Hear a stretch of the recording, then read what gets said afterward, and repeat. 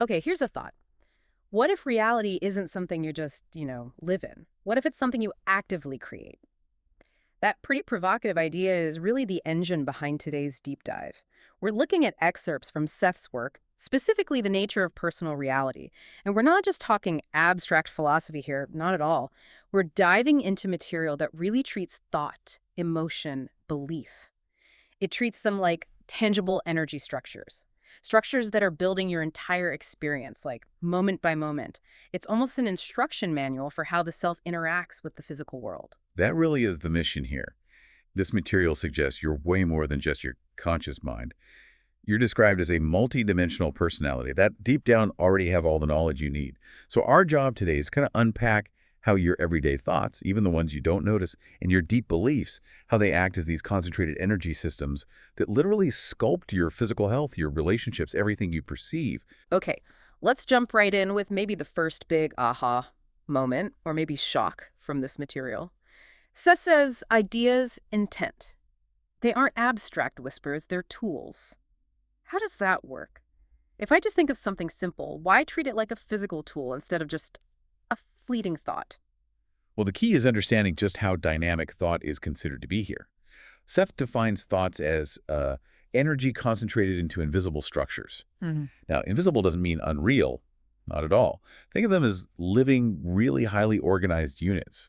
Their organization is described as being, as effective and complex as any cellular organization you'd find in biology. So not just waves in the mind, but actual structures. Yeah. Real, even without mass. Exactly. And they respond to things, they group together by association, they attract similar ideas, and they actively push away ones they see as contradictory or hostile, like little energy magnets. They basically form the blueprints for your body and your experience.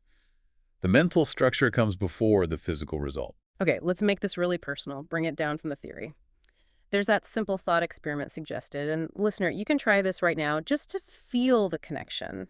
Think of a sad event, maybe something challenging or unpleasant from your past. Just bring it to mind. Right. And the immediate thing you notice consciously is straightforward, isn't it? The feeling of sadness, maybe images, sounds connected to that memory, they come Yeah. back. But the deeper thing, the consequence Seth points to, is physical. Your thought process isn't just fetching data, it's actually restarting the cellular memory of your body linked to that original event. Your body physically, on a cellular level, acknowledges and sort of reactivates its condition as it was then. Wow, that's pretty profound. If just remembering something negative restarts cellular memory, what happens if you keep thinking that negative thought? Maybe dwell on it for days or weeks. Does that lock in a physical change? It does, according to this view. If you hold on to a belief in suffering or sadness, you're essentially holding the energetic structure of that suffering in place. And this translates directly into body chemistry, instantly. Your body adjusts hormones, muscle tension, energy flow. Hmm. It all shifts to match the specific mental structure you're feeding it. It shows there's no real wall between mental and physical. Your mind and body are in constant conversation through these energy pathways. Okay, this direct link. Mind, body, these structures. It brings us perfectly to a really striking example of this self-creation idea, the case study of Augustus. His story takes us from the general idea of thought energy to how seemingly small, long-held beliefs can actually change how someone looks and feels physically. Yeah, Augustus is a powerful example. His problem really started with deep self-denial, Yeah. suppression. People told him constantly he thought too much or his ideas were odd.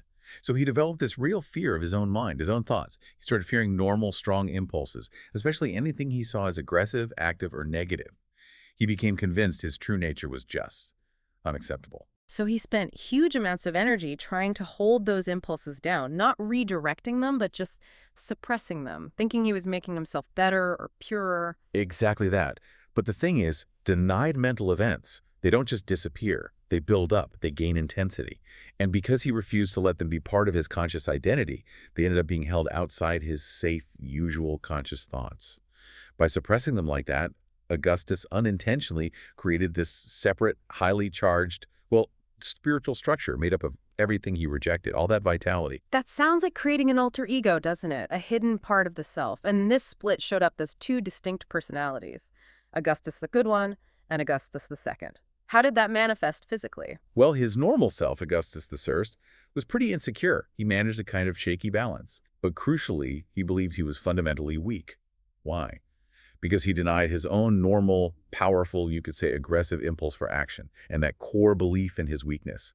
It activated cellular memory, resulting in a body that was physically more frail, inhibited. But the body still held all that pent-up energy in the Augustus II structure. Yes, exactly. Yeah. So when a crisis hit, or maybe he just reached total emotional exhaustion, that suppressed structure could burst through.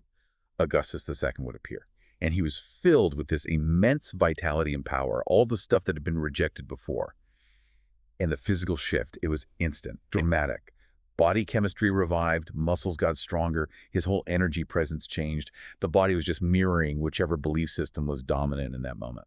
So what's the takeaway for someone listening? If you're trying really hard to be good, always positive, suppressing anything you think is bad, how do you know if you might be accidentally creating your own volatile Augustus II inside? Well, it often shows up as things like chronic fatigue that doesn't make sense, or maybe sudden emotional outbursts that seem way out of proportion.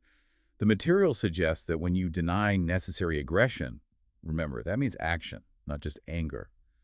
The body takes that denial as weakness. So if you feel constantly tired, even with enough sleep, or just generally powerless, you might be suppressing a really vital part of your own powerful active energy. Okay, this brings us to a really key point. Redefining things. If suppressing this energy causes problems, we need to understand what we should be doing with it. We have to redefine aggression first.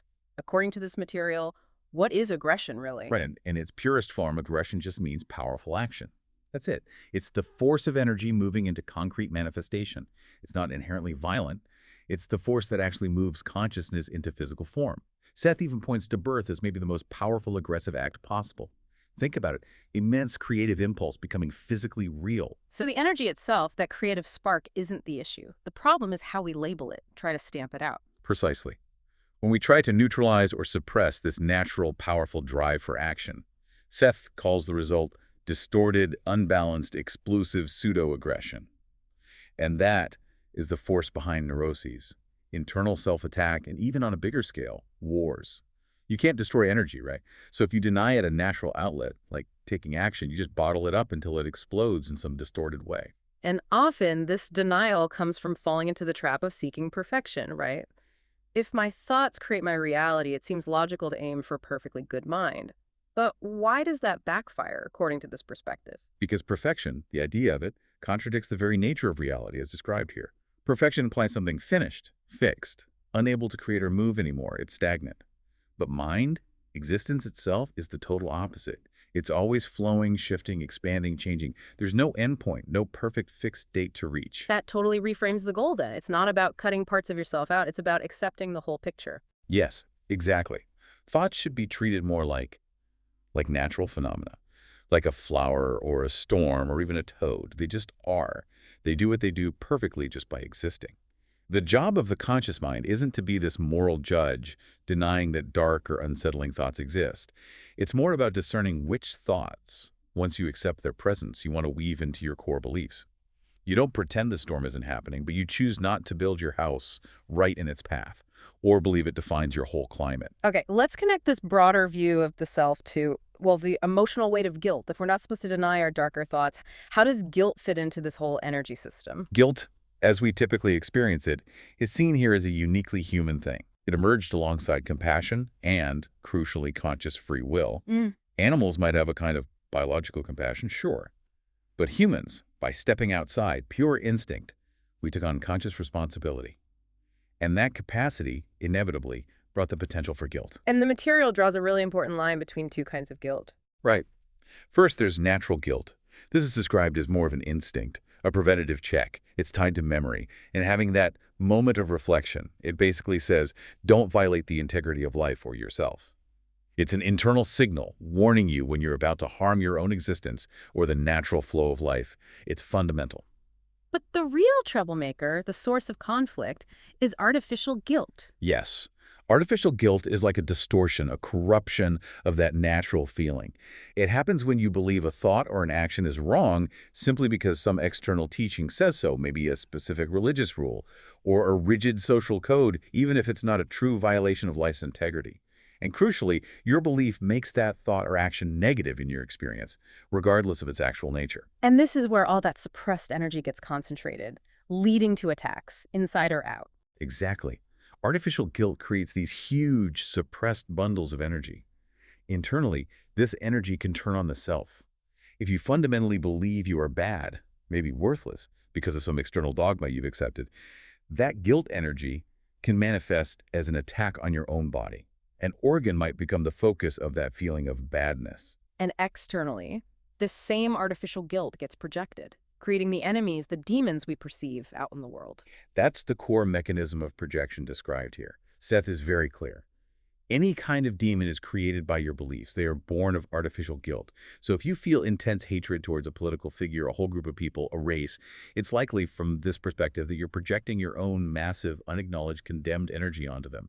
Even if those demons feel totally external, they're seen as products of your own huge creative power, just misdirected by artificial guilt and your beliefs about it. That implication is, well, it's startling for anyone listening. The violence we might feel towards ourselves, like self-criticism or illness, and the violence we see externally, conflict, war, they share the same root, this denial and projection fueled by artificial guilt. And it goes further. When natural guilt, that basic sense of not violating life's integrity, is ignored on a collective scale, the imbalances that result, like maybe unsustainable population growth or environmental harm, these are often compensated for, in this view, by large-scale violence, disease, or war. It's a harsh rebalancing. When people kill for reasons beyond immediate survival or overtax the planet's systems, they're violating that core principle, and the system reacts, often violently. So the key to resolving conflict, whether it's inside us or out in the world, is it sounds almost too simple, but maybe not easy. It's about accepting that ancient wisdom of natural guilt. It really boils down to consciously maintaining the integrity of life and yourself. It means dropping the constant moral policing in your head, accepting all aspects of your powerful, creative, sometimes aggressive self, so you remove the need to attack your own body or project that destructive energy onto others. Okay, let's bring this full circle back to the body, back to health. We started with the idea that beliefs are directly linked to body chemistry. We seem to be ending with a pretty chilling thought that many people who try so hard to be good, to be morally perfect, they might suffer from chronic illness or deep internal conflict precisely because, at a deeper level, they hold a core belief that they are actually bad and worthless. The illness itself becomes an attack, doesn't it? Driven by that hidden artificial belief. If you find yourself constantly fighting your experience, fighting your body, fighting situations, you're essentially fighting the reality that your own deepest beliefs have created. The power fueling the illness or the conflict. It's drawn directly from the power of the belief that says you must be punished or that you're inherently flawed. So, our final challenge for you, the listener, as you mull this over, it's this. If you're grappling with some chronic issue, maybe a conflict that just won't shift, stop focusing only on changing the surface behavior, the symptom, the immediate outcome. Instead, maybe try the ultimate deep dive. Find and face that underlying belief often hidden about your own value or worthiness, the belief that might be forcing you to fight against your own powerful creative experience. Because, according to this material, only by owning the reality you create can you really begin to change it.